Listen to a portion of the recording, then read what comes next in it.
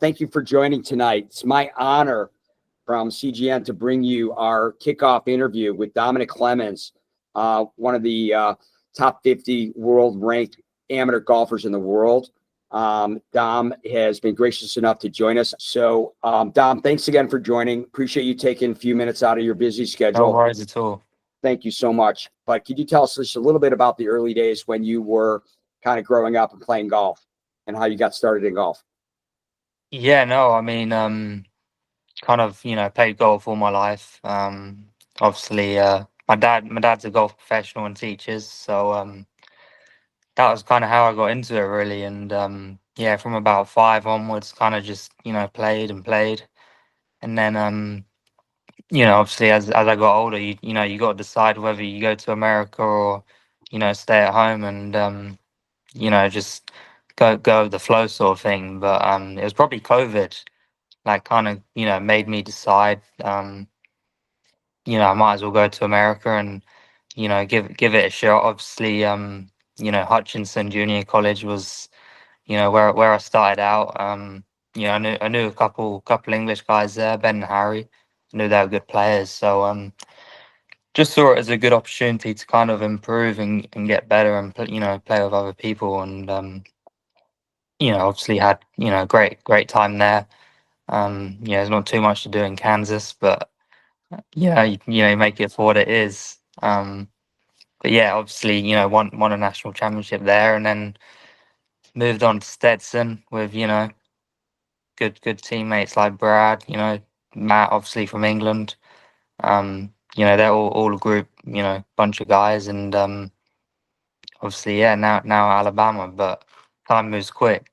Can you just spit an insight? And again, our audience is a lot of your competitors and a lot of people that you play with, and that I'm sure that you know and know you.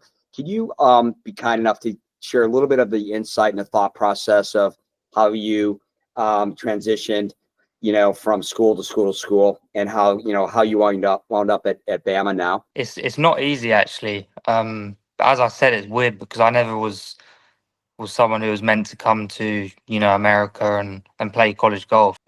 Move from one school to another always takes a few months to kind of settle in. Obviously went to Hutchinson and Florida, and then now in Alabama. So that's 3 different states and 3 very different places, 3 different teams, and it does, yeah, always takes 2 or 3 months to kind of get into it. And I remember being in Kansas and the first couple months, the first semester wasn't great at all. I was struggling, and but hung in there and hung in there for the best. Scottish Am. Okay. Yeah. So first you won you won 2, like one when you were 14, one you were 16, right? Yeah, that's it. Okay. Yeah. Then you go win the granddaddy of them all, the Scottish Am. Not only do you win by astonishing 17 strokes. Dude, seriously? 17 shots? I mean, I can't believe any of those guys made it. That they probably ran in their cars and ran away. They were so embarrassed. But I spoke to a former Walker Cup player, an English, really well-known golfer, just this week. He told me that your final round 62 at that course in those conditions, and I watched it as well in the middle of the night along with Brad, or early in the morning, that was one of the most ridiculous, epic rounds this is a Walker Cup player, he's ever seen played at that course. What was going on there? What did you eat for breakfast? What happened?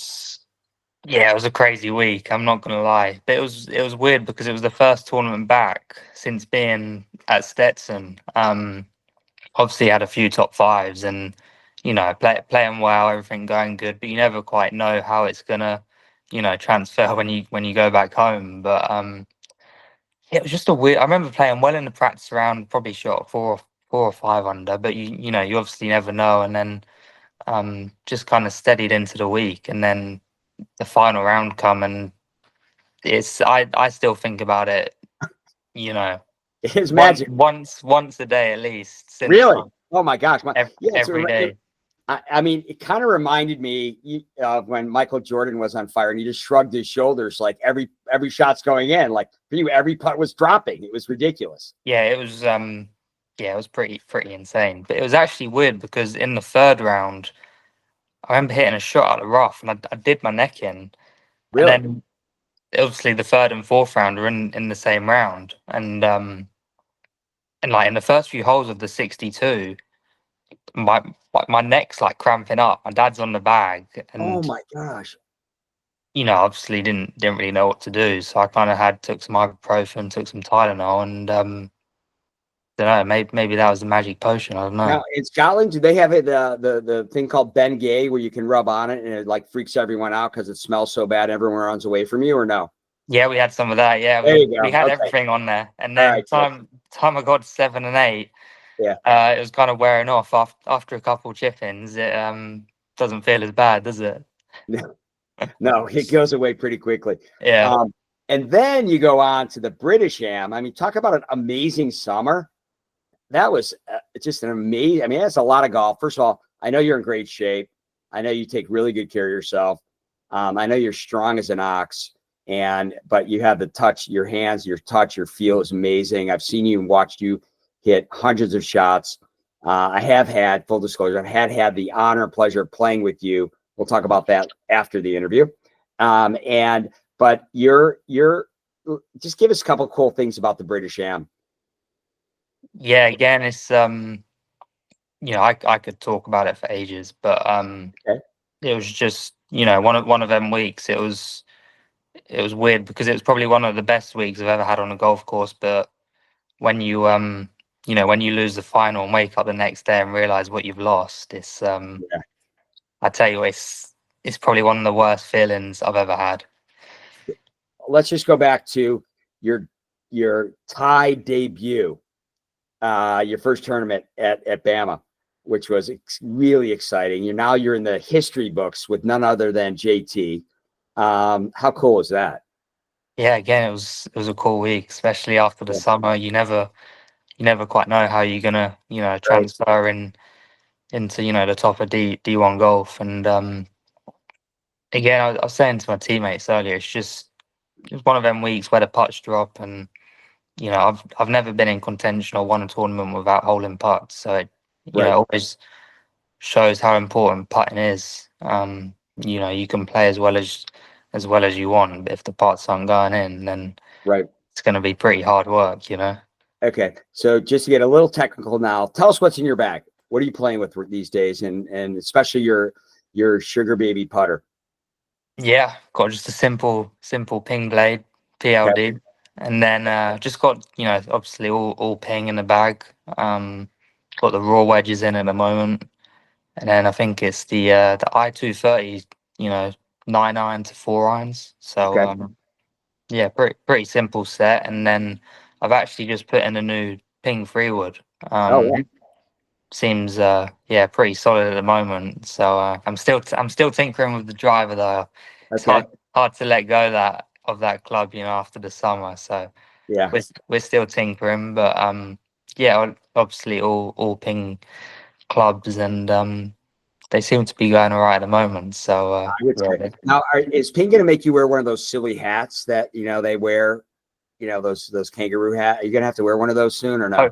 I hope not. No. All right, good. All right, just want to make sure. What's coming up like for this spring season? I mean, what are you looking forward to? Who's really really good competition for you all out there?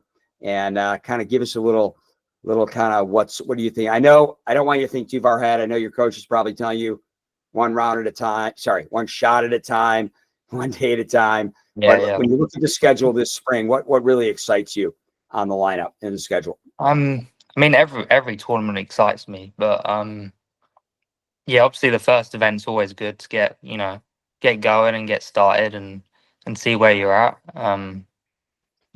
Obviously expectations are always, you want to be in contention, but you never know how you're going to set up, and just try and go there and do what I've been doing. The standard's so good right now in college golf. You got to be so sharp, and any sort of misfocus or bad attitude out there, you're just going to be going backwards, which I've definitely paid the brunt of. All right, so that's the fall season. That's the spring season coming up. By the way, what's your favorite karaoke song? Ooh, that's a good question. It's got to be Wonderwall by Really? Oasis. Yeah, Wonderwall by Oasis. Always Okay. good. Yeah, A lot of people will be checking that song out tonight after they hear this interview. that's it. And then is there just kind of like quietly, is there like a secret club that every champion of the Scottish, is there a secret pub or secret something that happens for every champion? Like, at the Masters, they have the champions dinner. Is there like a secret thing for like the Scottish Am champs? No, I don't think there is, but we might need to sort something out. Yeah. Well, maybe you have to win the British and the Scottish, and then maybe that's the secret. I don't know. That would be fair enough. That would be a really exclusive club, right? Yeah, just shouldn't have All right. lost the final, Yeah, I know. We were so close, bro. God, were we close? You had an amazing break. I mean, we were texting back, and you're like, Bobby, I'm in Dubai. There's 16 hours difference. This is not going to work. You got to wait to get back. Yeah, How yeah. has it been now? Like, I mean, I know your round 5 was, I mean, it was embarrassing. It was over after 14. You won 5 up. I mean, and you guys were so close. How was that experience playing for Europe? Yeah, it was a really cool experience, and obviously a very, very cool place as well. And I got to play with another English guy, Charlie Forster, as well, which was good fun, and we played good, but I think we played 3 matches in total, lost 2 down 18, and then won one, fairly comfortably. And but it's obviously match play, foursomes, alternate shot. Right. It's always hard to get in a rhythm, and then obviously singles is a little bit more control, and managed to hold a few putts and finish it off early. Yeah, that was ridiculous. And I know that the momentum during that round really shifted. I mean, you were done. You were in the clubhouse and you were waiting for the other guys to finish. How brutal was that? Just waiting. I mean, it's like you play your heart out and then you're watching for another. Is that brutal? Yeah, it was. It's one of them. You can't control what other people do, and Correct. it just wasn't our week, and obviously lost by a shot, and I think we had to win by a tie wasn't going to do it, as Right. they won it last time, so which means they retain it. So I think we're probably a match or 2 out, but it wasn't our week. Cats or dogs?